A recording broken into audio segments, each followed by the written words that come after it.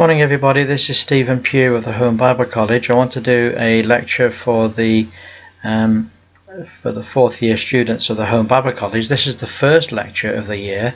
We're going to be having about 44 lectures during the year, and as you know, in the fourth year we focus on the Christian minister. That's really the focus of the first year studies, and on this particular study we're going to be right at the very beginning of our studies, and the first point on the first lecture is that the Christian minister is a Christian who is set apart by the Lord and by the church for the work of ministry. Now in the New Testament the word minister simply means servant, and the Christian minister serves God and men. So let's go over this a little bit. We're going to spend just a little bit. These lectures are not designed to be very long. They're designed to be fairly brief, but they all build one upon another.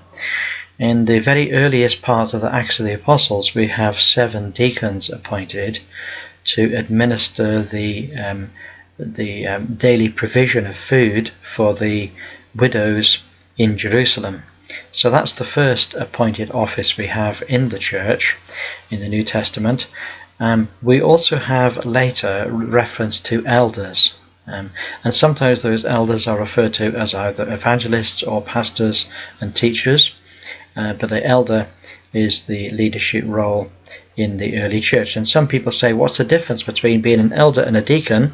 Well, deacons have the responsibility for all sorts of tasks in the church, but they don't have a specific responsibility to teach or to preach, whereas elders find that is what their job is to do. Now the elders are divided into 2 groups. We have those that are evangelists, whose work is primarily in the world, preaching the gospel, and those who are pastors and teachers, whose role within the church is to preach and teach the scriptures. Both of them are set apart and dedicated to the service of the Lord. This is something that shouldn't be underestimated, and it's a very big thing for somebody to be appointed either to eldership or in fact to be a deacon. We get these thoughts coming in the Acts of the Apostles, where the church at Antioch, the Holy Spirit by his prophet speaks to the church and says, "Separate unto me Paul and Barnabas for the work that I have called them to." Now presumably Paul and Barnabas had the leading of the Holy Spirit and had a direct intimation that this is what the Lord wanted them to do, but the important thing is that the Holy Spirit conveyed that direction to the church as well. So it wasn't just Paul and Barnabas' idea, it was something that came from the church. And so they separated Paul and Barnabas from themselves. In other words, they sent them out as missionaries, and of course they were evangelists. Their job was primarily to preach the gospel where they went.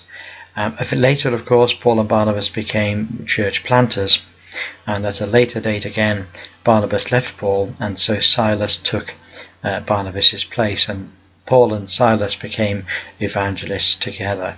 In the New Testament it's very much the concept that people work in harmony and ideally work in partnership, and in the New Testament the evangelists definitely worked in pairs. Now the word minister just means servant. The minister is a servant of the Lord, but also a servant of the church.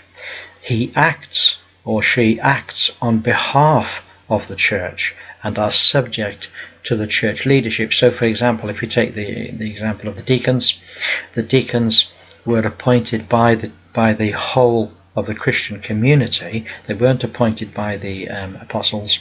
They were appointed by the whole of the Christian community, and they acted on behalf of the church. There was things that they could do that not everybody could do, and they were specially gifted. Even though their work wasn't preaching and teaching, they were nevertheless appointed for their spiritual qualities, and they worked on behalf of the church.